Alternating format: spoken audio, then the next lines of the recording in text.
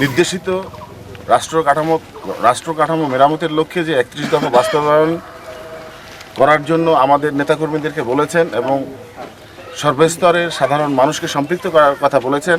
আমরা এরই আলোকপাতে আমরা গ্রাম থেকে গ্রামান্তরে প্রতিটি বাড়িতে, গ্রামে, পাড়ায়, মহল্লায় গিয়ে আমরা এই 31 দফা বাস্তবায়নের লক্ষ্যে এই 31 দফা মানুষকে বোঝানোর চেষ্টা করতেছি, মা বোনদেরকে বোঝানোর চেষ্টা করতেছি।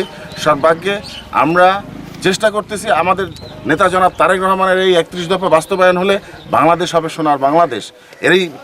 এরই ধারাবাহিকতায় আমরা এই কাজ করে যাচ্ছি। আমার বিশ্বাস এই কাজটা আমরা আমাদের নির্বাচনী আসন দিনাজপুর 5, ফুলবাড়ি এবং পার্বতীপুর 1 মাস যাবৎ আমরা এই কাজটি করে যাব ইনশাআল্লাহ। এতে আমরা প্রতিটি ঘরে ঘরে আমরা যেতে পারবো। আমাদের নির্বাচনী এজেন্ডা এটাই যে সাধারণ মানুষের নেতা হতে যিনি পারবেন তিনিই কিন্তু মনোনয়ন পাবেন। আমাদের এখানে আরও মনোনয়ন প্রত্যাশী রয়েছেন, তবে আমার বিশ্বাস আমি সাধারণ মানুষের পাশে আছি, পাশে ছিলাম, পাশে থাকবো ইনশাআল্লাহ। আমি আশা করছি আমি মনোনয়ন পাবো। জনাব তারেক রহমান আমার দিকে লক্ষ্য রাখবেন, এই আশাবাদ ব্যক্ত করছি। ধন্যবাদ। সুপ্রিয় রাবেয়া কাঁঠালতলী এলাকার সর্বস্তরের জনগণ, আমাদের নেতা জনাব তারেক রহমানের রাষ্ট্র কাঠামো মেরামতের লক্ষ্যে 31 দফা লিফলেট বিতরণের আজকের এই কাঁঠালতলীর পথসভার সম্মানিত সভাপতি আমার শ্রদ্ধেয় বড় ভাই আবু ভাই, মঞ্চে উপস্থিত এই ইউনিয়নের 2 নম্বর ওয়ার্ডের সম্মানিত নেতৃবৃন্দ, যুব দলের নেতৃবৃন্দ, ছাত্র দলের নেতৃবৃন্দ, স্বেচ্ছাসেবক দলের নেতৃবৃন্দ, কৃষক দলের নেতৃবৃন্দ ও আমার অডিয়েন্সের সামনে সর্বস্তরের জনগণ, সবাইকে জানাই আমার সালাম। আসসালামু আলাইকুম রহমতুল্লাহ বারকাতুহু ও আদাব। আজকে আপনারা অবগত আছেন আমাদের নেতা জনাব তারেক রহমানের 31 দফা রাষ্ট্র কাঠামো মেরামতের লক্ষ্যে আমরা আজ সারাদিন আপনাদের এই 1 নম্বর বেলাইচণ্ডী ইউনিয়নের প্রতিটি ওয়ার্ডের অনেকগুলো গ্রামে, অনেকগুলো পাড়ায়, অনেকগুলো বাড়িতে গিয়ে এই রাষ্ট্র কাঠামো মেরামতের 31 দফা সম্পর্কে আমরা আলোচনা করেছি। ভাইয়েরা আমার, আজকে একটি কথা না বললেই নয়। আমাদের নেতা জনাব তারেক রহমান যে চিন্তা চেতনা করে এই 31 দফা লিপিবদ্ধ করেছেন, আপনারা দেখেছেন। আমি আপনাদের হাতে এই 31 দফা তুলিয়ে দিয়েছি, আপনারা পড়লে অনুধাবন করতে পারবেন। এই 31 দফা যদি আমাদের বাংলাদেশের প্রতিটা মানুষ, প্রতিটা নেতাকর্মী, সর্বস্তরের সাধারণ যদি এই 31 দফা বাস্তবায়নের লক্ষ্যে সামান্যতম প্রচেষ্টাটা করে, তাহলে ইনশাআল্লাহ আমার মনে হয় আমাদের দেশ সোনার বাংলাদেশ হবে। ভাইয়েরা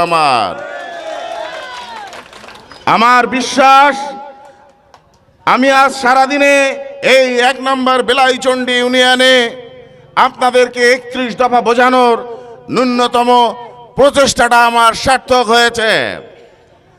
আপনারা অবগত আছেন 2018 সালে আমি আপনাদের সন্তান, আপনাদের ভাই, প্রাথমিকভাবে দিনাজপুর 5 ফুলবাড়ি পার্বতীপুর আসনের প্রাথমিকভাবে মনোনয়ন প্রাপ্ত হয়েছিলাম। অবশেষে মার্কাটা দেয়া হয়েছিল আমার শ্রদ্ধেয় বড় ভাই জনাব এসজেডএম রেজানুল হক ভাই সাহেবকে। আমি ঢাকা থেকে এসে পরের দিন থেকেই আমি জনাব এসজেডএম রেজানুল হক ভাইয়ের কাজ করেছি। আপনারা দেখেছেন আমি রাবিয়াতেও এসে হক ভাইয়ের জন্য ভোট চেয়েছি। ভাইয়েরা আমার, আমি একটি কথা বলতে চাই, সবার উপরে দেশ, সবার উপরে দল। আজকে এই দলের সিদ্ধান্ত মেনে নিয়ে আমাদের এখানে পার্বতীপুর ফুলবাড়িতে অনেক নমিনেশন প্রত্যাশীর নাম শোনা যাচ্ছে। আমি বিশ্বাস করি, আমি প্রচণ্ডভাবে বিশ্বাস করি সাধারণ মানুষের সাথে যেনার সম্পর্ক, সাধারণ মানুষের সাথে যার উঠা বসা, নিশ্চয়ই তারেক রহমান তাকেই মনোনয়ন দেবেন। এবং আমাদের নেতা জনাব তারেক রহমান যাকেই মনোনয়ন দেবেন, আমি এস.এম. জাকারিয়া বাচ্চু ধানের শীষের পক্ষে ইনশাআল্লাহ। একটি কথা না বললেই নয়, আপনারা অবগত আছেন এই 17 বছরে আপনারা অনেকেই আমাকে জিজ্ঞাসা করেছেন, আপনি আমাদের রাবেয়ায় খুব কম আসেন, কেন আসেন না? আপনারা দেখেছেন আমার অনেকগুলো ব্যবসা বাণিজ্য ছিল, সেই ব্যবসা বাণিজ্যগুলোতে এই হায়না সরকার বিভিন্নভাবে বাধাগ্রস্ত করেছে, আমাকে পদে পদে পদদলিত করেছে, আমার সমস্যা সৃষ্টি করেছে। তাই আমি ইচ্ছা থাকা সত্ত্বেও অনেক সময় আপনাদের মাঝে আসতে পারিনি। প্রতিবন্ধকতা ছিল।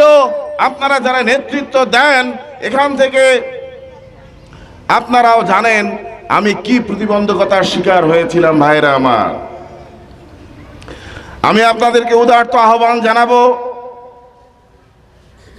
একটি কথা না বললেই নয়। বিগত 50 বছর 1971 সালের পর থেকে আমাদের পার্বতীপুরে কোনো নেতৃত্ব নেই। ভাইয়েরা আমার, নেতৃত্ব সব সময় চলে গেছে ফুলবাড়িতে। ফুলবাড়িতে মোট জনগণ যদি আমরা হিসাব করি 2,07,000, আর আমাদের পার্বতীপুরের জনগণ 4,09,000। এরপরেও নেতৃত্ব বারবার ছুটে চলে গেছে ফুলবাড়িতে। এটা আমাদের ব্যর্থতা। আজকে আপনাদেরকে একটা কথা স্মরণ করে দিয়ে বলতে চাই, আমরা বিভিন্ন ইউনিয়নে গেছি এই কয়েকদিনে। আজকে আপনাদের ইউনিয়ন ঘুরেছি। আমার মনে হয়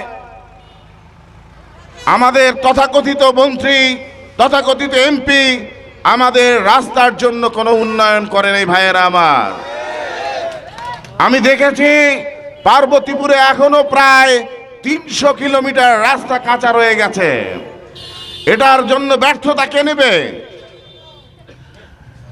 এই ব্যর্থতা কার? আপনারা বলবেন এমপি মন্ত্রীর ব্যর্থতা। না, এই ব্যর্থতা আপনাদের, এই ব্যর্থতা আমাদের।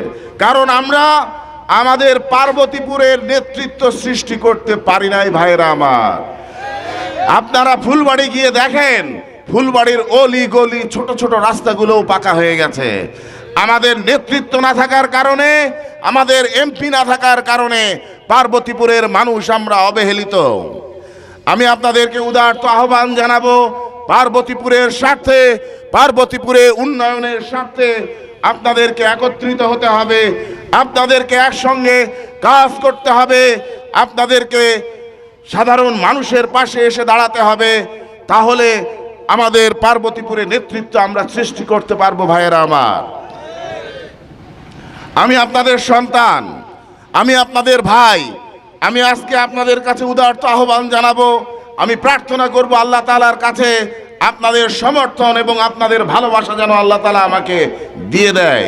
আমি আপনাদের ভালোবাসার প্রার্থনা করছি, আমি আপনাদের দোয়া আকর্ষণ করছি, আমি আপনাদের সকলের সুস্বাস্থ্য এবং মঙ্গল কামনা করছি। ভবিষ্যতে আমরা ইনশাআল্লাহ নির্বাচনী এরকম জনসভায় অনেক কথা হবে। আপনাদের সকলের সুস্বাস্থ্য এবং মঙ্গল কামনা করে আমার সংক্ষিপ্ত আলোচনা এখানেই শেষ করলাম। ধন্যবাদ আপনাদের সকলকে। শহীদ জিয়া অমর হোক, বেগম খালেদা জিয়া জিন্দাবাদ, তারুণ্যের অহংকার তারেক রহমান জিন্দাবাদ। ধন্যবাদ আপনাদের সকলকে।